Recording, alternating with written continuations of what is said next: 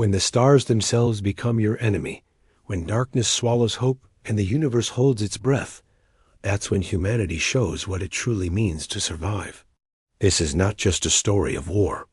This is a tale of courage that echoes across galaxies, of one crew who refused to bow when the entire cosmos demanded their surrender. Captain Rebecca Thorne had seen many sunrises through the bridge windows of the Earth defense vessel Phoenix, but today might be her last. She stood tall, her dark hair pulled back tight, her green eyes reflecting the crimson glow of thousands of enemy warships that surrounded her vessel, like hungry wolves circling wounded prey. At 42, she had served in the fleet for 20 years, but nothing had prepared her for this moment. The bridge hummed with quiet tension. Every station was manned by skilled officers who had become more than crew over these past months of endless battle. They were family now, bound together by survival and shared sacrifice. Lieutenant David Park sat at the tactical station, his fingers dancing across holographic controls with practiced precision. The young Korean officer had graduated top of his class at the Naval Academy just 3 years ago. His analytical mind had saved them countless times already, finding patterns in enemy formations that others missed. Today, those patterns painted a grim picture. At the helm, Chief Pilot Amanda Singh kept her hands steady on the flight controls, despite the trembling she felt deep in her bones. The Indian-British pilot had flown everything from cargo shuttles to atmospheric fighters, but piloting the Phoenix through impossible odds had become her greatest challenge. Her short curly hair was matted with sweat, and her brown eyes never left the navigation display. Dr. Hassan Ibrahim monitored the medical station, his gentle demeanor hiding the steel within. The Egyptian physician had treated hundreds of wounded over the past weeks, working miracles with limited supplies.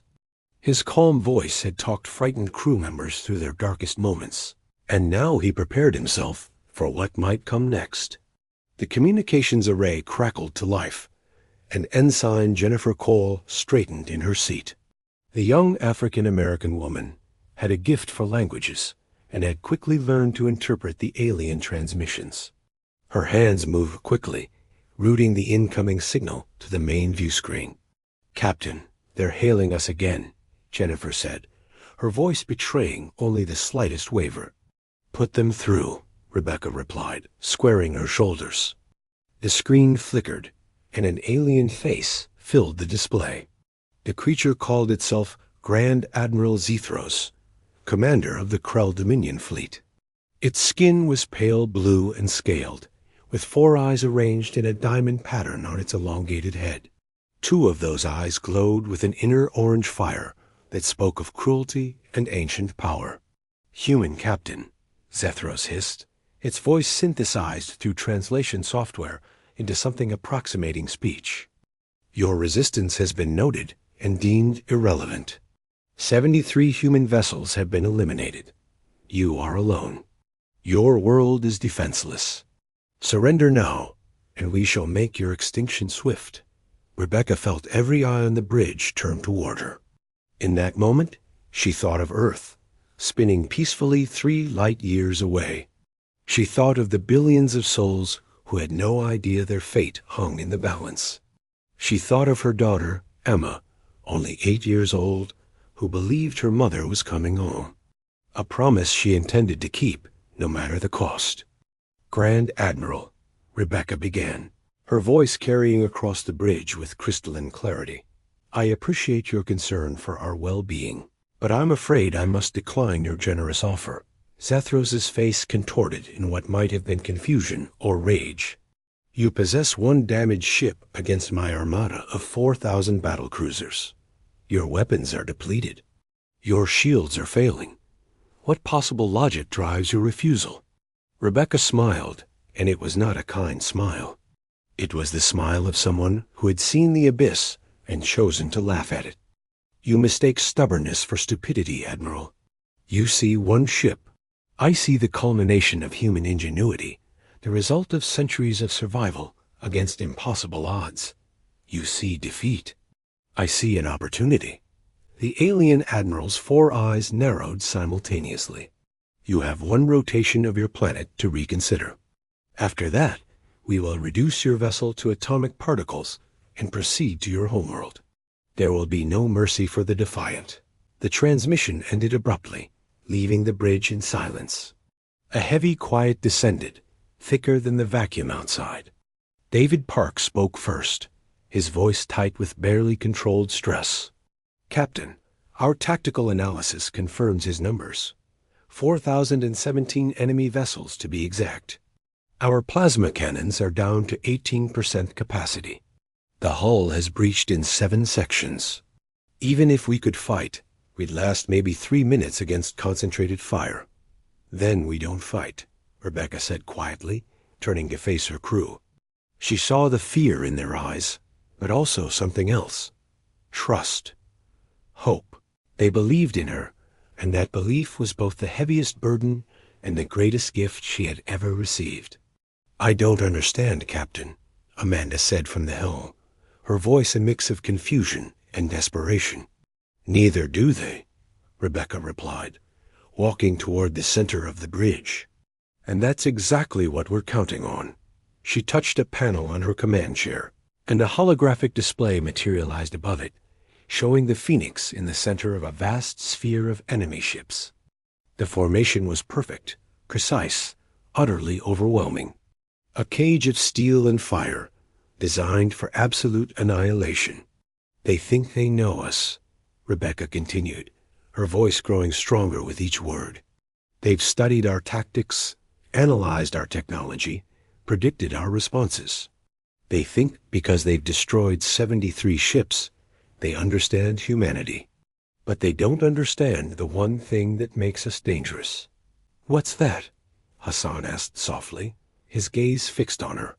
Rebecca looked at each of them in turn, her crew, her family, her reason for fighting. She saw their faces, weary but resolute. Amanda, gripping the controls as if to will the ship to safety. David, his mind racing through impossible calculations. Jennifer, ready to decipher any trick the enemy might throw at them. Hassan, preparing to save lives against all odds. They don't understand, she said, her voice ringing with newfound conviction, that humans are at their most dangerous when they have absolutely nothing left to lose. A new energy sparked on the bridge. Fear was still there, but it was being pushed aside by a desperate, defiant fire. Rebecca's gaze shifted back to the holographic display of the Krell fleet. David, I want you to run a new simulation. The enemy's formation is a perfect sphere. It's designed for total obliteration from all angles. It's a strategy of overwhelming force. But what's the one weakness of a perfect sphere? David's fingers flew across his console, lines of code and tactical projections flashing before his eyes. The center, he whispered, his eyes widening. Any disruption from the center would cause a cascade effect. The ships are positioned for outward fire, not inward. Exactly, Rebecca confirmed. They've surrounded us, but in doing so, they've put themselves in a cage of their own making.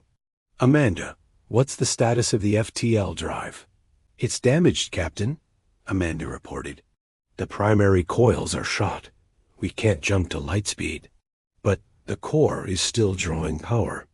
It's unstable, but it's hot. A plan, insane and brilliant, began to form in Rebecca's mind. It was a one-way ticket, a final desperate gambit.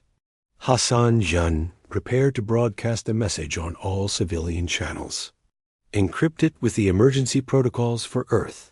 She paused, taking a deep breath. David, I need you to calculate the precise energy yield of our FTL core if we were to deliberately overload it. I want to know the blast radius, the shockwave propagation, everything. The crew stared at her, the full weight of her plan dawning on them. It wasn't a plan for survival. It was a plan for sacrifice. You're going to turn the Phoenix into a bomb, Amanda said, her voice barely a whisper. The biggest bomb this galaxy has ever seen, Rebecca corrected.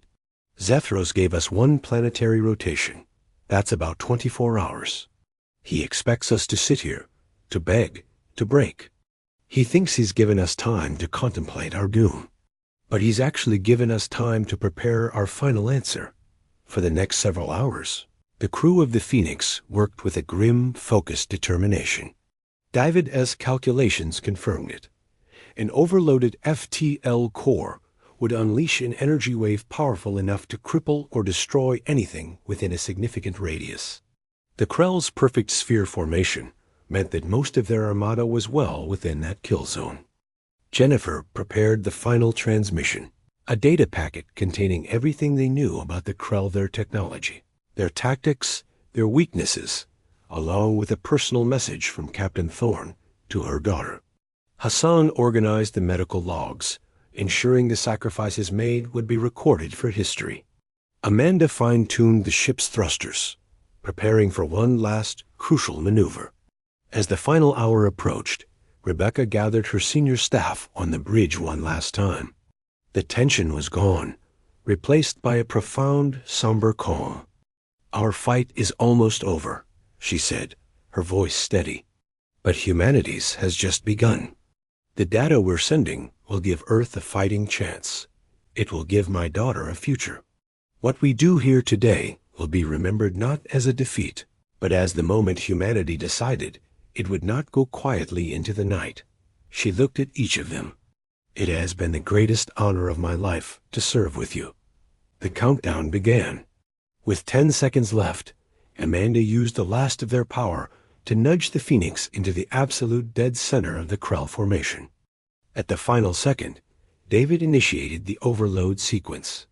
On the bridge of the Krell flagship, Grand Admiral Zethros watched his display impatient.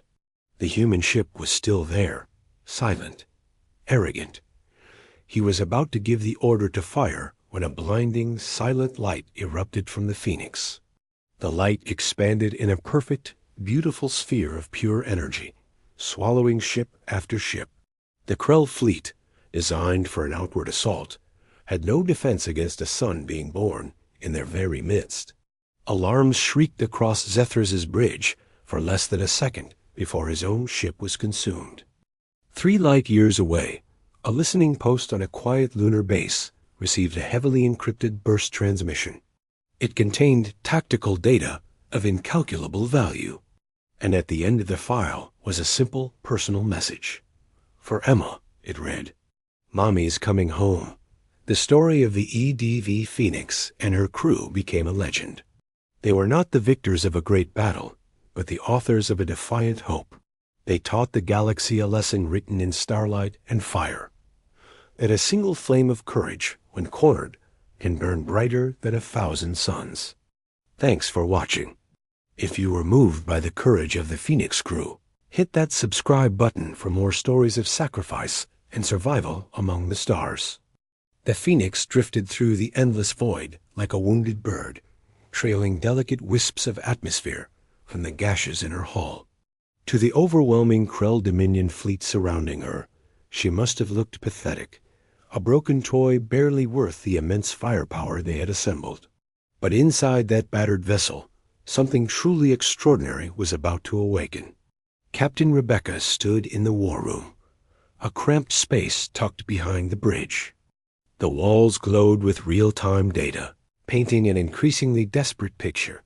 Enemy positions, dwindling resources, and damage reports that bled red across the screens. She gathered her senior officers, her voice cutting through the tension. "I need complete honesty from everyone. David, what are our actual combat capabilities?" Lieutenant Park brought up a holographic display. The numbers were grim. "Main plasma cannons are critically low on charge. We have enough for maybe 40 shots before they're completely dry.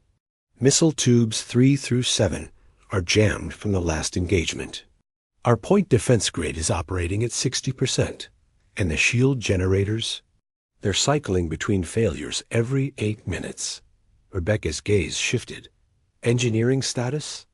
Chief Engineer Thomas Reeves, a weathered Scotsman who'd spent his life on starships, rubbed his graying beard. His eyes were tired but sharp. The fusion core is stable, just barely. We're on auxiliary power for half the ship. Life support is solid for another 70 hours. But, Captain, the quantum drive, that's where things get interesting. Rebecca leaned forward. The quantum drive was a new, experimental piece of tech, installed just before the war. It promised instantaneous jumps across short distances, but it was a notorious energy hog and dangerously unstable. Define interesting, Thomas. The drive took damage 3 days ago near Titan Station, Thomas explained, pulling up schematics. Normally, I'd say it's too dangerous to use. The containment field is cracked. If it fails mid-jump, we'd create a singularity that would swallow the ship whole. Amanda, the helm officer, went pale. You're not seriously suggesting we use it. I'm suggesting, Thomas pressed on, that the damage might have done something unexpected. I've been running diagnostics. The quantum field is fluctuating in ways I've never seen. It's almost like the drive is trying to compensate by drawing power from somewhere else. Somewhere else? Dr. Hassan, the ship's medic, asked skeptically. David, the tactical officer, his mind already racing, interjected, subspace. You're saying the damaged drive is tapping into subspace energy fields? Thomas nodded slowly. Theoretically, it means we could execute multiple jumps without draining our main power. But there's no way to know if it will work, or if we'll just tear ourselves apart trying. Rebecca absorbed this, feeling the crushing weight of command, the terrible calculus of war, where every choice was a matter of life and death. Show me the enemy formation again, she ordered. David brought up the tactical display. 4,000 Krell ships formed a perfect, suffocating sphere around the Phoenix. It was a flawless net, designed to prevent any escape, with overlapping fields of fire that could obliterate anything that tried to break through. They're too organized, Rebecca murmured, her eyes tracing the rigid pattern. Look at how they maintain those exact positions. What does that tell us? Discipline? Amanda offered. Rigidity, David corrected, a spark of understanding in his eyes. They're following a tactical doctrine perfectly. No variation, no adaptation. They've done this before, probably hundreds of times. Which means, Rebecca said, a plan igniting in her mind, they'll expect us to do what everyone else has done. They'll expect us to surrender, run, or make a desperate charge at their weakest point. Just then, Jennifer's voice crackled over the intercom from communications. Captain, we're receiving secondary transmissions from the Krell fleet. They're broadcasting our position to their homeworld, claiming this as a final victory. They're making this public. A dangerous light flickered in Rebecca's eyes. They're so confident they're broadcasting it. They want their people to witness our destruction. Captain, Hassan said carefully, I recognize that look. Whatever you're planning, it's going to be dangerous. Everything is dangerous now, Hassan, Rebecca replied, her voice firm. The question is whether we die accomplishing nothing, or whether we die making them remember the name Phoenix for the rest of their miserable existence. She turned to face them, the fire behind her calm exterior now burning brightly. This was the woman who had survived the Battle of Europa, who had held the line at Mars Station when 3 ships became one, who pulled off miracles when miracles were the only option left. Here's what we're going to do, she began, her voice ringing with authority. Thomas, I need you to prepare the quantum drive for a series of rapid jumps. I don't care if it's risky. Calculate a pattern that will take us through their formation, not around it. Through it? Thomas repeated, his eyes wide. Captain, that's suicide. We'd be jumping directly into their firing solutions. Exactly, Rebecca said. They'll never expect it, because it's tactically insane. David, I need you to identify their command ship. Their leader, Zithros, will be coordinating this fleet from somewhere in that formation. Find him. David's fingers flew across his console, scanning for enhanced communication signatures and power readings. There. Sector 7, Level 3. That vessel is 50% larger than the others and running multiple broadcast arrays. That's our target, Rebecca confirmed. Amanda, when we start jumping, I need flying that would make the dead aces of old Earth proud. We'll have maybe 2 seconds in normal space between each jump before they can fire. 2 seconds. Amanda repeated, her voice a whisper. Then, her jaw set with pure determination. I can work with 2 seconds. Jennifer, prepare a message for broadcast on all frequencies, human and Krell. I want everyone to hear what happens next. Hassan, prep the medical bay for emergency procedures and seal the lower decks. Captain, David said quietly, even if we reach the command ship, our weapons won't be enough to destroy it. We'd need a direct hit with everything we have, and we don't have everything anymore. Rebecca walked to the viewport, staring out at the suffocating sea of enemy vessels. Somewhere beyond them, Earth continued spinning, oblivious to the desperate gamble being made in its name. Then we'll give them something they've never seen before, she said, her voice low and resonant. We'll give them a ship that refuses to die, a crew that fights beyond all reason, and a message that will echo across their entire empire. If we're going down, we're taking that command ship with us. And we're going to make sure every Krell who survives remembers that humans don't surrender. She turned back to her crew, seeing her own fierce resolve reflected in their faces. There was no fear, only purpose.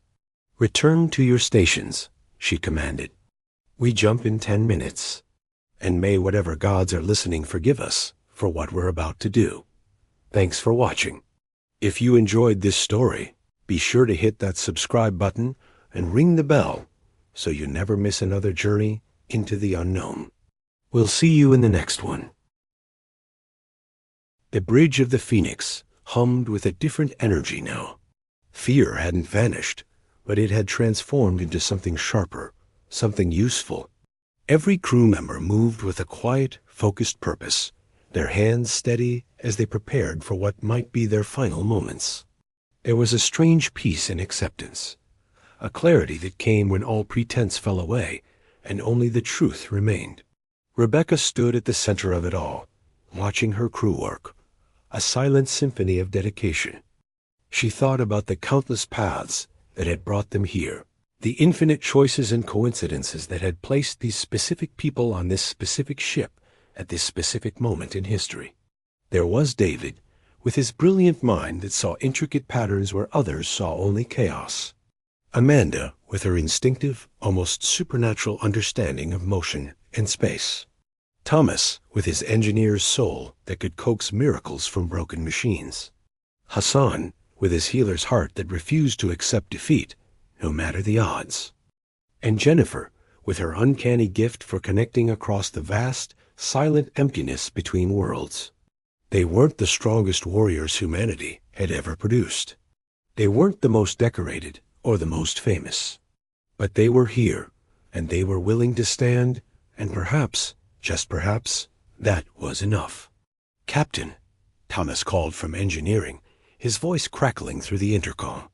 The quantum drive is as ready as it's ever going to be. I've mapped a jump sequence that will take us through 7 positions inside their formation, ending right at the command ship. But Rebecca, I need you to understand something.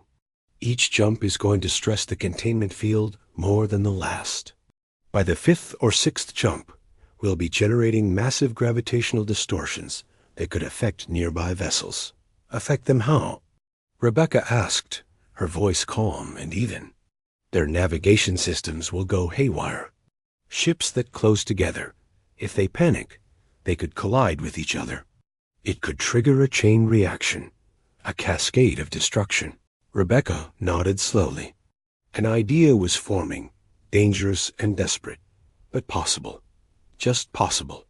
David, she commanded, adjust your targeting calculations. I want to know exactly where every single Krell ship will be during our jump sequence. If we're going to create gravitational distortions, let's use them strategically. David looked up from his console, a flicker of disbelief in his eyes. You want to use our damaged drive as a weapon, he said, the words a statement, not a question. I want to use everything we have as a weapon, Rebecca replied, her tone leaving no room for argument. We have one advantage they don't expect. We have absolutely nothing left to lose, which means we can take risks they never would. Jennifer turned from her station, her young face showing a maturity far beyond her years. Captain, I've prepared the broadcast as you requested. When you're ready, every receiver within 10 light years will hear your message, including Earth. Earth. The word hung in the air, heavy with unspoken emotion. Rebecca felt her chest tighten. Emma would be in school now, learning mathematics or history, completely unaware that her mother was about to either save the world or die trying. She wanted to record a message for her daughter, something to explain, something to say goodbye. But what words could possibly be enough? How could she fit a lifetime of love into a few fleeting sentences? As if sensing her thoughts, Hassan approached quietly, standing beside her. You're thinking about Emma, he said softly. How did you know? Because I'm thinking about my son, Hassan confessed. He's 16 now, probably worrying about exams and friends, normal things that normal teenagers worry about. I'd really like for him to keep worrying about those normal things. Rebecca managed a sad smile. We're not going to make it through this, are we, Hassan? The doctor considered the question with his characteristic thoughtfulness. In medical school, they taught us about patients who survived impossible odds. The common factor was never the treatment or the medicine. It was something else, something we couldn't measure. The will to live, perhaps. The refusal to accept what seemed inevitable. I've seen people survive who should have died, and I've seen people die who should have lived. The difference was always here. He tapped his chest over his heart. So will we make it through? I don't know. But I know we're going to try. And sometimes, that's the same thing. 2 minutes, Amanda announced from the helm, her voice cutting through the quiet tension. All systems are primed for the jump sequence. Rebecca moved to her command chair, settling into it one final time. It felt both familiar and foreign, the last throne of a dying kingdom. She activated the ship-wide communication system, and her voice carried through every corridor, every compartment, every corner of the Phoenix. All hands, this is the captain. In 2 minutes, we're going to do something that every tactical manual says is impossible. We're going to jump directly into the enemy formation, and we're going to make them understand that humanity cannot be intimidated, cannot be conquered, and cannot be erased from the universe without a fight they will never, ever forget. She paused, choosing her next words carefully, feeling the weight of every soul on board. I won't lie to you. Our odds are not good. But odds are just numbers, and numbers have never understood the human heart. Each of you has shown more courage in these past weeks than most people show in a lifetime. You've lost friends, watched ships fall, faced unspeakable horror, and kept standing. You are the finest crew I have ever had the honor to serve with. Her voice caught slightly, a crack in the armor of her commander's discipline. Whatever happens in the next few minutes, know this, Earth will remember us. The universe will remember us.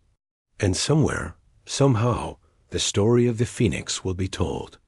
They'll speak of the ship that refused to surrender, the crew that fought beyond reason, the moment when humanity proved it belonged among the stars.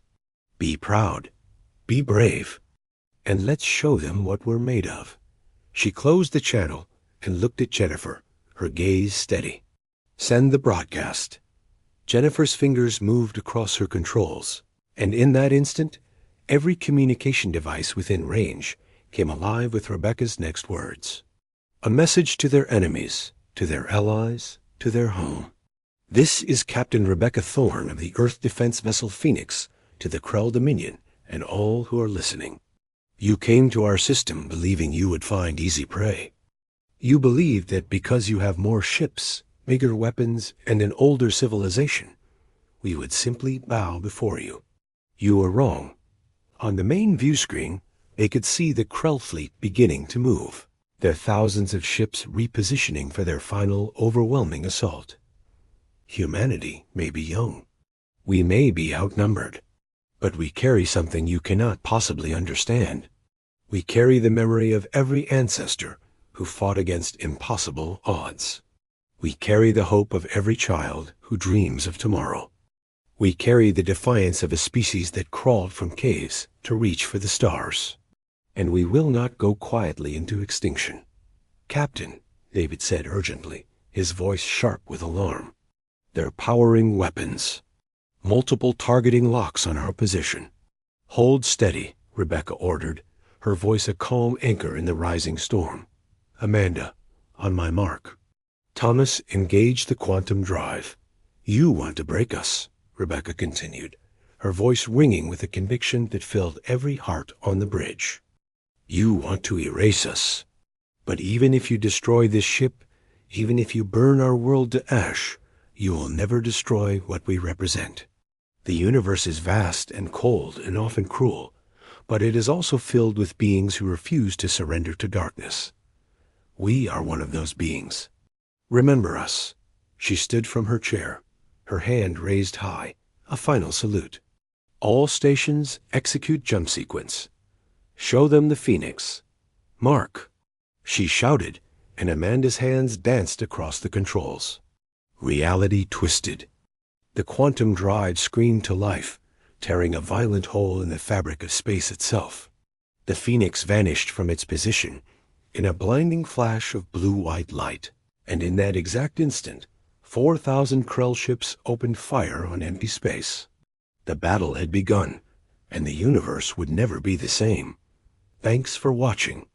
If you enjoyed this story, be sure to like, subscribe, and hit that notification bell for more. See you next time.